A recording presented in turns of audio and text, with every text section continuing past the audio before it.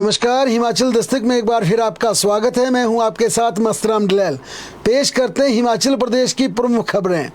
राज्य की 3 विधानसभा सीटों पर कल महत्वपूर्ण दिन है, क्योंकि हिमाचल प्रदेश के 3 निर्दलीय विधायकों आशीष शर्मा, होशियार सिंह, केएल ठाकुर ने अपना त्याग पत्र दे दिया था। विधानसभा की सदस्यता से इस्तीफा दे दिया था, लेकिन विधानसभा स्पीकर ने उनका त्याग पत्र मंजूर नहीं किया। इसके बाद तीनों निर्दलीय विधायक पहले राजभवन गए, फिर हिमाचल प्रदेश हाई कोर्ट पहुंचे और हाई कोर्ट में याचिका दायर कर कहा कि उन्होंने अपना त्याग पत्र स्वेच्छा से दिया, अपनी मर्जी से दिया है, लेकिन हिमाचल प्रदेश विधानसभा के अध्यक्ष उनका त्याग पत्र मंजूर नहीं कर रहे हैं। लिहाजा इन तीनों विधायकों की याचिका पर हिमाचल प्रदेश हाई कोर्ट ने राज्य विधानसभा के अध्यक्ष को बाकायदा नोटिस जारी कर जवाब दायर करने को कहा और ये कहा अपने देशों में कि आप बताएं इस पूरे मामले पर क्या कार्रवाई हुई है। कल इस मामले की हिमाचल प्रदेश हाई कोर्ट में एक बार फिर सुनवाई होगी और कल विधानसभा अध्यक्ष अपना जवाब हाई कोर्ट में दायर कर सकते हैं। उसमें यह स्थिति बता सकते हैं कि इन विधायकों ने क्यों इस्तीफा दिया, इनका इस्तीफा क्यों मंजूर नहीं किया। यानी कि कल का दिन तीनों निर्दलीय विधायकों के साथ साथ हिमाचल प्रदेश की राजनीति के लिए काफ़ी अहम होने वाला है। अगर इनका त्याग पत्र मंजूर होता तो हिमाचल प्रदेश के 3 विधानसभा सीटों पर उपचुनाव होने की पूरी संभावना रहेगी, क्योंकि हिमाचल प्रदेश में चुनावों की तारीखों को लेकर नोटिफिकेशन 6 मई को इसकी नोटिफिकेशन जारी होगी। लिहाजा 6 मई से पहले अगर तीनों विधायकों का रेजिग्नेशन एक्सेप्ट होता है और बाकायदा विधानसभा एडमिनिस्ट्रेशन की तरफ से ये चुनाव आयोग को इसकी सिफारिश की जाती है कि हिमाचल प्रदेश में 3 और विधानसभा की सीटें खाली हो गई हैं, तो ये मान के चलिए फिर हिमाचल प्रदेश में 6 की बजाय 9 विधानसभा सीटों पर उपचुनाव होगा। लेकिन काफ़ी अहम होगा कल का दिन। कल विधानसभा स्पीकर की तरफ से क्या जवाब दायर किया जाता है और हाई कोर्ट सुनवाई के दौरान क्या इस पर फैसला लेता है, क्या कल इस पर फैसला आ जाएगा या फिर अगली तारीख होगी। यह काफ़ी महत्वपूर्ण होगा, क्योंकि अगर हम विधानसभा अध्यक्ष की बात करें तो विधानसभा स्पीकर कुलदीप पठानिया पहले ये संकेत दे चुके हैं कि तीनों निर्दलीय विधायकों की रेजिग्नेशन देने के पीछे मंशा सही नहीं है। उन्होंने ये भी सवाल किया था कि ये तमाम विधायक रेजिग्नेशन देने भाजपा के साथ क्यों आए, 1 महीना तक भाजपा के साथ क्यों गायब रहे। यानी कि कई तरह की विधानसभा स्पीकर ने पहले ये संभावनाएं जताई हैं कि हो सकता है इन विधायकों ने भाजपा के दबाव में आकर त्याग पत्र दिया हो। लिहाजा मैं पूरे मामले की जांच करूंगा, उसके बाद इस पर फैसला लूंगा। अब काफी महत्वपूर्ण कल का दिन रहेगा। कल स्पीकर क्या अपना जवाब दायर करते हैं हाई कोर्ट में और हाई कोर्ट इस पर क्या अपना आदेश पारित करता है।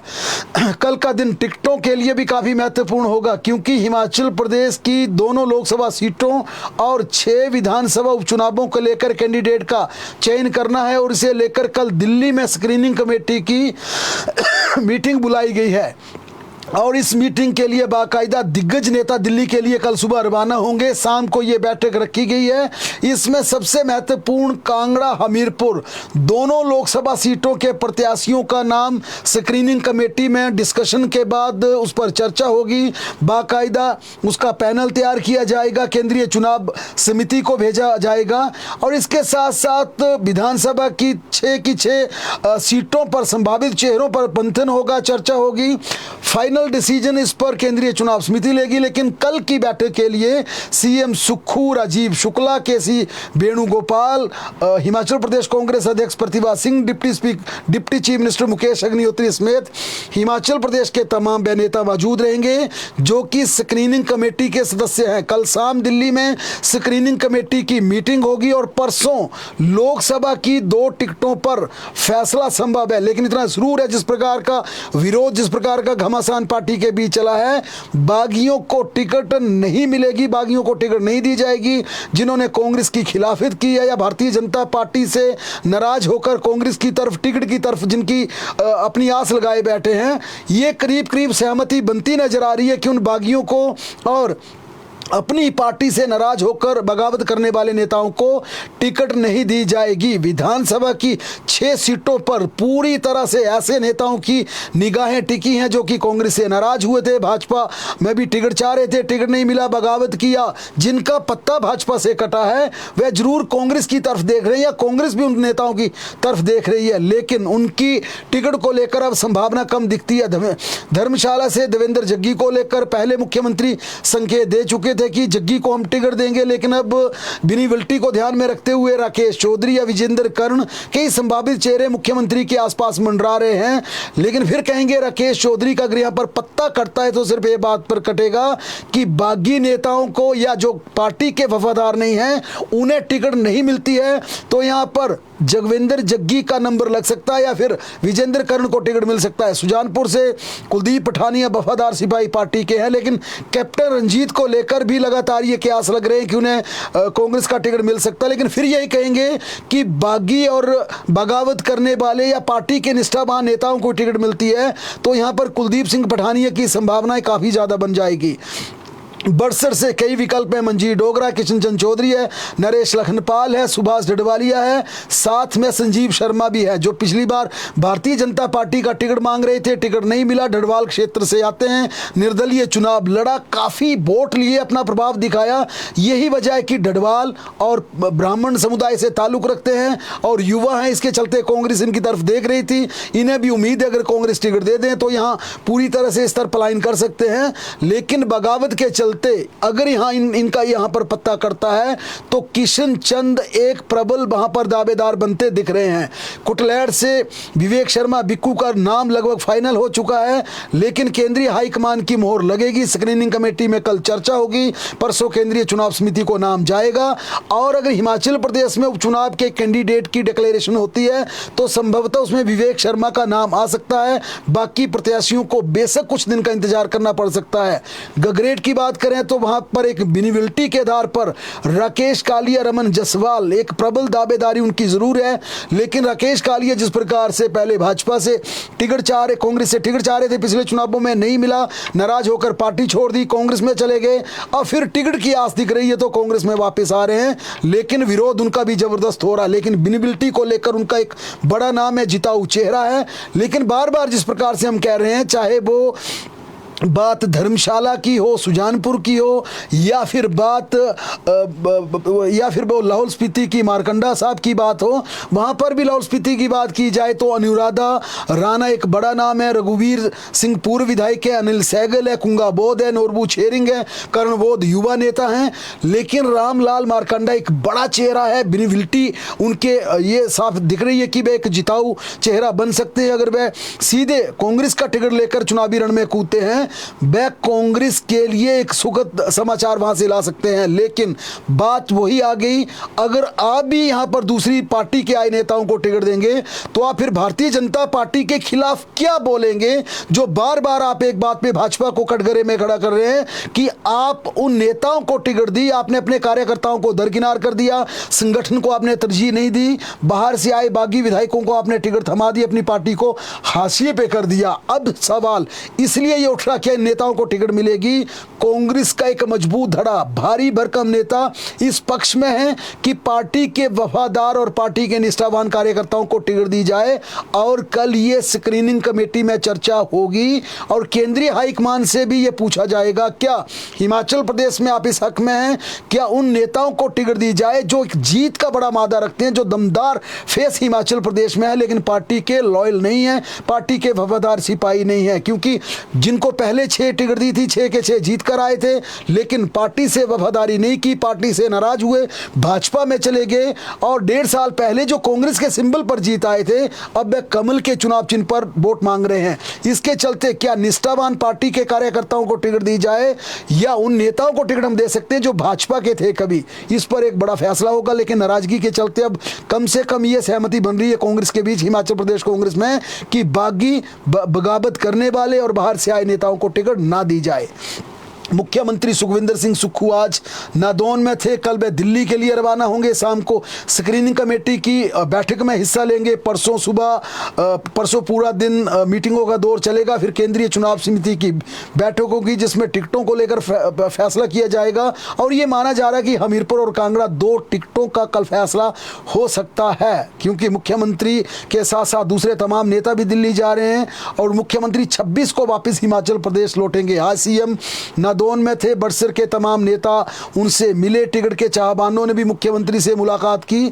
बड़सर में तैनात किए गए मंत्री राजेश धर्मानी के साथ भी मुख्यमंत्री की महत्वपूर्ण बैठक हुई और वहां पर पूरे समीकरणों को तलाशा गया कि किस प्रकार से इंद्रदत्त लखनपाल को हराया जाए, जो कि कांग्रेस से बगावत कर भारतीय जनता पार्टी में शामिल हो चुके हैं। उसका टिकट लेकर अब कांग्रेस के लिए चुनौती बने हैं। उसने कैसे हराया जाए बड़सर के रण में, इसे लेकर रणनीति बन रही है। उधर पूर्व मुख्यमंत्री नेता प्रतिपक्ष जयराम ठाकुर की बात करें तो उन्होंने जबरदस्त घेराबंदी करते हुए आज कांग्रेस पर हमला बोला। उन्होंने कहा कि कांग्रेस सरकार की हालत बेहद दयनीय बन गई है। हिमाचल प्रदेश में कानून व्यवस्था चरमरा गई है। बद्दी में गोलीकांड, कांगड़ा में जघन्य अपराध और शिमला के माल रोड में आरडीएक्स का धमाका बताता है कि हिमाचल में कानून व्यवस्था पूरी तरह से पटरी से उतर चुकी है।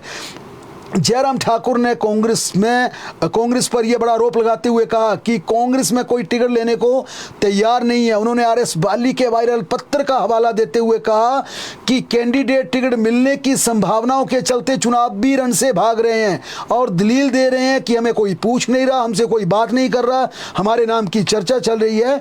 जयराम ठाकुर ने कहा कि इससे अंदाजा लगाया जा सकता है कि कांग्रेस में किस प्रकार का माहौल बना हुआ, चुनाव लड़ने के लिए कोई तैयार नहीं है। और उधर बात भारतीय जनता पार्टी की जाए तो मोदी के नाम पर, जो कि तीसरी बार देश की सियासत में एक महत्वपूर्ण किरदार निभाते हुए तीसरी बार सत्ता संभालने के लिए तैयार है, सरकार बनाने के लिए तैयार हैं, लोग मोदी के नाम पर हिमाचल प्रदेश में वोट करेंगे। यही वजह कि कांग्रेस के संभावित चेहरे टिकट लेने से भाग रहे हैं। हिमाचल प्रदेश में अगला पुलिस का मुखिया कौन होगा, डीजीपी कौन होगा, इसे लेकर भी कल दिल्ली में यूपीएससी की स्क्रीनिंग कमेटी होगी।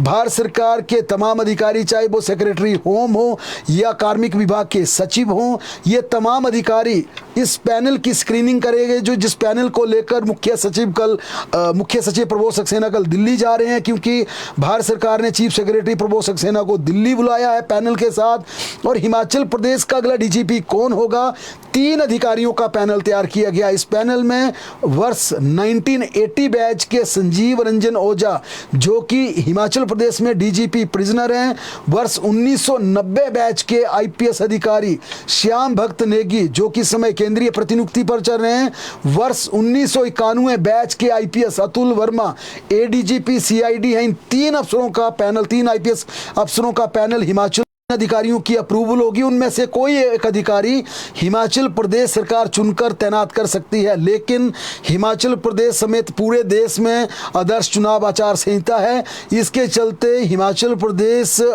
का प्रशासनिक अमला इसका फैसला केंद्रीय चुनाव आयोग को भेज सकती है कि हिमाचल प्रदेश में किसे डीजीपी लगाया जाए, क्योंकि नियमों के तहत ये अधिकार राज्य सरकार के पास रहता, अंतिम निर्णय सरकार के पास होता है। सिर्फ भारत सरकार के स्क्रीनिंग कमेटी से अप्रूवल जरूरी होती है, ताकि भारत सरकार आईपीएस अफसरों की स्क्रीनिंग के बाद उनका पैनल भेज सके। लेकिन अब चुनाव आयोग इस पर अगर फैसला लेता है तो वरिष्ठता को तरजीह मिल सकती है और इस आधार पर ओझा हिमाचल प्रदेश के नए डीजीपी बन सकते हैं। हालांकि हिमाचल मूल के अधिकारी श्याम भक्त नेगी और अतुल वर्मा, ये दोनों अधिकारी भी काफ़ी कैपेबल हैं, सक्षम हैं, लेकिन अब देखना ये कि यूपीएससी की तरफ से स्क्रीनिंग होकर किन नामों को अप्रूवल मिलती है और केंद्रीय चुनाव आयोग के पास अगर ये मामला जाता है तो किस नाम पर मोहर लगती है। आज चिदम्बरम भी हिमाचल प्रदेश पहुंचे थे और उन्होंने अपने मैनिफेस्टो को लेकर बात की। किसी केस के सिलसिले में आज वे शिमला आए हुए थे। इस दौरान मीडिया से बात करते हुए उन्होंने कहा कि केंद्र सरकार जिस प्रकार से 5 साल या पिछले 10 सालों का मोदी सरकार का काम रहा है, उसे लेकर पूरा देश नाराज है, परेशान है, खिन्न है, भिन्न है। उन्होंने मीडिया से बातचीत करते हुए कहा कि भाजपा की हालत पूरे देश में दयनीय है। चिदम्बरम ने कहा कि 400 400 से ज़्यादा सीटें जीतने का दावा कर रही भाजपा तमिलनाडु में 25 की 25 सीटें हार रही हैं। इसी तरह केरला में बीजेपी 20 सीटों पर हार रही है। ऐसे में चिदंबरम ने सवाल उठाया, जब तमिलनाडु में हार रहे हैं, केरला में हार रहे हैं, 400 सीटें कैसे जीत पाएंगे? ये गणित किसी की भी समझ में नहीं आ रहा है। विवादों में चल रहे कांग्रेस के बागी नेता जो 2-3 दिन पहले यहां पर सीधे तौर पर कांग्रेस के हुए थे, बात कर रहे हैं पूर्व विधानसभा अध्यक्ष गंगूराम मुसाफिर की। उन्हें मुख्यमंत्री सुक्खू का बड़ा सहारा मिला है। मझधार में फंसे पूर्व विधानसभा अध्यक्ष गंगूराम मुसाफिर को मुख्यमंत्री सुखविंदर सिंह सुक्खू से जबरदस्त सपोर्ट मिली है, उनका सहारा मिला है। और बाकायदा इस पूरे मामले की बात की जाए तो हाईकमान के निर्देश मिलने के बाद मुसाफिर की कांग्रेस में एंट्री पर रोक लग गई है। लेकिन महत्वपूर्ण है कि प्रदेश का नेतृत्व पार्टी उन्हें अप्रूव कर चुकी है। खुद सीएम सुक्खू ने कहा, सीएम सुक्खू ने माना, आज सीएम सुक्खू ने बाकायदा मीडिया से बातचीत करते हुए कहा कि मुसाफिर वापस कांग्रेस में आए हैं और उन्हें पार्टी में लाने के लिए पूरी तरह से हामी भरी गई है। ऐसे में अब ये मामला केंद्रीय हाईकमान के साथ उठाया जाएगा। सीएम सुक्खू ने कहा कि इन्हें बाकायदा हमने हिमाचल प्रदेश में इन्हें हमें पार्टी में वापस लाने के लिए हमने सिफारिश की है, अप्रूवल दी है और केंद्रीय हाईकमान से भी इस पर बात करेंगे कि गंगूराम मुसाफिर को हिमाचल प्रदेश कांग्रेस में शामिल किया जाए। कल सीएम दिल्ली जा रहे हैं, जहां पर प्रभारी राजीव शुक्ला, राष्ट्रीय महासचिव केसी वेणुगोपाल भी मौजूद रहेंगे। उनसे मुख्यमंत्री खुद बात करेंगे, इसके उन्होंने संकेत दिए हैं। सीएम सुक्खू आज हमीरपुर में ये बड़ा ऐलान करते हुए कहा कि गंगूराम मुसाफिर को कांग्रेस में वापस लिया गया है, जिनकी प्रदेश के नेतृत्व में मंजूरी दी है, उनकी बात वे दिल्ली में करेंगे और हाईकमान से उसकी बाकायदा मंजूरी निश्चित तौर पर ली जाएगी। अब देखना यह है कि शुक्ला के साथ सीएम की इस मुद्दे पर क्या बात होती है, क्योंकि गंगूराम मुसाफिर पूरी तरह से सुर्खियां बटोर चुके हैं, सुर्खियों में बने हैं कि आखिर क्या होगा। बहरहाल कुछ और नेताओं की कांग्रेस में एंट्री होनी है, उनके बारे में भी दिल्ली में बात होगी और चर्चा होगी। यानी कल का दिन कांग्रेस के लिए काफ़ी महत्वपूर्ण रहने वाला है। इस समय कांग्रेस को नाराज चल रहे पुराने तमाम नेताओं की ज़रूरत है, ताकि लोकसभा चुनावों के साथ साथ विधानसभा उपचुनाव में इसका सीधा लाभ लिया जा सके। यही वजह है कि मुख्यमंत्री सुखविंदर सिंह सुक्खू ने सीधा स्टैंड दिखाया है कि इन तमाम नेताओं की वापसी हम करना चाहते हैं और हाईकमान से भी बात करेंगे। आज राज्यसभा सांसद हर्ष महाजन ने एक बार फिर बड़ा ऐलान करते हुए कहा कि कांग्रेस के कई और विधायक भारतीय जनता में शामिल होने वाले हैं। उन्होंने कहा कि कांग्रेस के अभी और विधायक टूटेंगे। शिमला में मीडिया से बातचीत करते हुए हर्ष महाजन ने कहा कि कांग्रेस के विधायक खुद भाजपा से संपर्क कर रहे हैं, खुद बात कर रहे हैं, खुद ऑफर दे रहे हैं कि हम भी जल्द आपकी पार्टी में शामिल हो जाएंगे। उन्होंने ये भी कहा कि चारों लोकसभा सीटों पर भारी मतों से भाजपा की जीत होगी। उपचुनावों में भी भाजपा 6 की 6 सीटों पर जीतेगी। कर्मचारियों से जुड़ी खबरों की बात करें तो हिमाचल प्रदेश में 2555 एसएमसी शिक्षकों को फिर एक बार निराशा हाथ लग सकती है, क्योंकि इस वित्तीय वर्ष में भी एसएमसी शिक्षकों को 10 महीने का वेतन मिलेगा। 180 दिन का मातृत्व अवकाश की सैलरी भी उनको नहीं मिलेगी। मेडिकल छुट्टियों का भी उनके लिए वेतन कटेगा। जिला उपनिदेशकों को ये साफ निर्देश दिए गए हैं कि पिछले नियमों यानी निर्धारित नियमों के तहत एसएमसी को वेतन अदायगी की जाए, क्योंकि जिस प्रकार का बजट आया है, बजट को लेकर बढ़ोतरी नहीं हुई। हालांकि मई में केवल 1900 रुपए की बढ़ोतरी के साथ एसएमसी को बढ़ा हुआ वेतन मिलेगा। पालमपुर के दराट प्रकरण की बात करें तो हिमाचल प्रदेश महिला आयोग ने इस मामले में स्वतः संज्ञान लेते हुए एसपी कांगड़ा को कारण बताओ नोटिस जारी किया है। महिला आयोग ने एसपी कांगड़ा को सू मोटो लेते हुए पूछा कि बताया जाए इस मामले में अभी तक कांगड़ा पुलिस ने क्या कार्रवाई की है, पीड़िता को लेकर किस प्रकार का रिएक्शन रहा है, या अक्यूज्ड जिस प्रकार ये पूरा घटनाक्रम था क्या क्या कार्रवाई की है, किस किस से पूछताछ की है। पूरी डिटेल्ड रिपोर्ट महिला आयोग ने इस मामले में मांगी है। आयोग की सदस्य सचिव चेतना खड़वाल ने 2 दिन के भीतर इस पर जवाब मांगा है और ये भी कहा है कि इस पूरे मामले का जवाब आने के बाद पीड़िता के परिवार से मिलने के लिए महिला आयोग उसके घर तक जाएगा।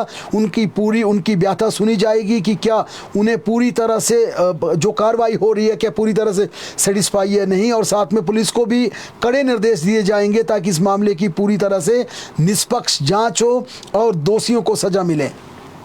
सीपीएस मामले पर सुनवाई लगातार जारी है। हाई कोर्ट में सीपीएस की नियुक्तियों को चुनौती देने वाली याचिकाओं पर यह सुनवाई पिछले कल से चल रही है। कल भी ये पूरा दिन ये सुनवाई कल का दिन भी ये सुनवाई जारी रहेगी। न्यायाधीश विवेक सिंह ठाकुर, न्यायाधीश बीसी नेगी की खंडपीठ के समक्ष बीते कल दोपहर बाद इन मामलों पर सुनवाई शुरू हुई थी। प्रार्थियों की ओर से बहस पूरी कर ली गई थी, जबकि आज कुछ सीपीएस की ओर से बहस सुनने के पश्चात इस मामले में आगामी बहस को कल के लिए स्थगित कर दिया, यानी कि कल फिर कोर्ट में इस मामले की सुनवाई होगी। कल का काफी महत्वपूर्ण दिन है। हिमाचल प्रदेश में बनाए गए सीपीएस को लेकर क्या हाई कोर्ट से कल फैसला आ जाएगा या इसके लिए इंतजार करना पड़ेगा। धड़कनें ना केवल सीपीएस की यहां पर तेज हुई हैं, लेकिन तमाम उन विधानसभा क्षेत्रों की जहां से ये चुनकर आए हैं। ये माना जा रहा है कि हाई कोर्ट से आने वाला फैसला हिमाचल प्रदेश की राजनीति को नई दिशा दे सकता है। काफी महत्वपूर्ण ये सीपीएस का मामला होगा और इस पूरे मामले की गंभीरता को देखते हुए भी हिमाचल प्रदेश उच्च न्यायालय ने लगातार 3 दिन तक 22, 23, 24 3 दिन तक इसकी सुनवाई के लिए 3 दिन निर्धारित किए थे। किसान आंदोलन के चलते जनशताब्दी ट्रेन को बंद कर दिया गया था, लेकिन ये ट्रेन ऊना से एक बार फिर शुरू कर दी गई है और इस ट्रेन के चलने से अब काफ़ी लोगों ने राहत ली है, क्योंकि ट्रेन को किसान आंदोलन के चलते 3 दिन से बंद कर दिया गया था। पिछले 3 दिन से ये नहीं चल रही थी, काफ़ी मशक्क़त मुश्किलें लोगों को आ रही थी, लेकिन एक बार फिर राहत की सांस ली है उन लोगों ने तमाम जो इस ट्रेन को अपनी लाइफ लाइन मानते हैं। हिमाचल प्रदेश में लगातार दिल दहलाने देने वाली सूचनाएं आ रही हैं। 4 साल की मासूम बच्ची के साथ दरिंदगी का केस सामने आया है। शिमला में बीते कल 4 साल की मासूम के साथ दुष्कर्म करने का ये मामला सामने आया। बच्ची को उपचार के लिए अस्पताल में भर्ती करवाया गया। बच्ची सहमी हुई थी, हालत काफ़ी दयनीय थी, खराब थी और इस पूरे प्रकरण को लेकर बच्ची के परिजनों ने सदर थाना शिमला में इसकी शिकायत दर्ज करवाई है और पुलिस ने पूरी तरह से मामले की तहकीकात शुरू कर दी है। लेकिन इस प्रकरण को लेकर अभी तक किस प्रकार ये मामला हुआ, कौन इसके पीछे है, इसे लेकर किसी प्रकार का खुलासा नहीं हुआ है, लेकिन पुलिस ने पूरी तत्परता के साथ इसमें कार्रवाई जरूर की है। सुजानपुर में पानी के गहरे टैंक में बारहसिंगा गिर गया और इस बारहसिंगा को बाहर निकालने के लिए कड़ा रेस्क्यू ऑपरेशन चलाया गया। स्थानीय लोगों के सहयोग से पुलिस ने ये रेस्क्यू किया और गहरे टैंक से इस बारहसिंगा को निकालने के लिए कड़ी मशक्कत, घंटों का रेस्क्यू करने के बाद सफलतापूर्वक इसे बाहर निकाला गया। हिमाचल प्रदेश में मौसम की बात की जाए तो शाम 7 बजे तक आज मौसम विज्ञान केंद्र ने हिमाचल प्रदेश के 6-7 जिलों में तूफान आंधी की चेतावनी दी है। मौसम विज्ञान केंद्र के अनुसार आज शाम 7 बजे तक प्रदेश के 7 जिलों में सतर्क रहने की जरूरत है, जिसमें चंबा, कांगड़ा, हमीरपुर, मंडी, कुल्लू, शिमला, लाहौल स्पीति और किन्नौर, ये तमाम जिले जिसमें आंधी, ओलावृष्टि, बारिश तथा ऊंचाई वाले इलाकों में बर्फबारी भी हो सकती है। मौसम अचानक खराब होगा और भारी तूफान भी चलेगा। इस तूफान में नुकसान भी हो सकता है। इसके चलते मौसम विज्ञान केंद्र ने इन जिलों में लोगों को सतर्क रहने के लिए कहा है। अगर उनको 7 बजे तक अपनी कोई यात्रा करनी है, घर से बाहर निकलना, तो संभल कर निकलें, वाहनों का प्रयोग संभल कर करें। हिमाचल प्रदेश में अप्रैल के आखिरी समय तक वेस्टर्न डिस्टर्बेंस की पूरी संभावना है। हालांकि 24 और 25 को मौसम साफ रहेगा, लेकिन 26 से 28 अप्रैल के बीच फिर आंधी, बारिश, तूफान ये हिमाचल प्रदेश के कई हिस्सों में चल सकता है। मौसम विज्ञान केंद्र ने इसे लेकर येलो अलर्ट जारी किया है। 29 अप्रैल को भी कई स्थानों पर बारिश होने की संभावना है। बहरहाल प्रदेश की तमाम बड़ी खबरों के लिए लगातार जुड़े रहें हमारे साथ, देखते और पढ़ते रहें हिमाचल दस्तक।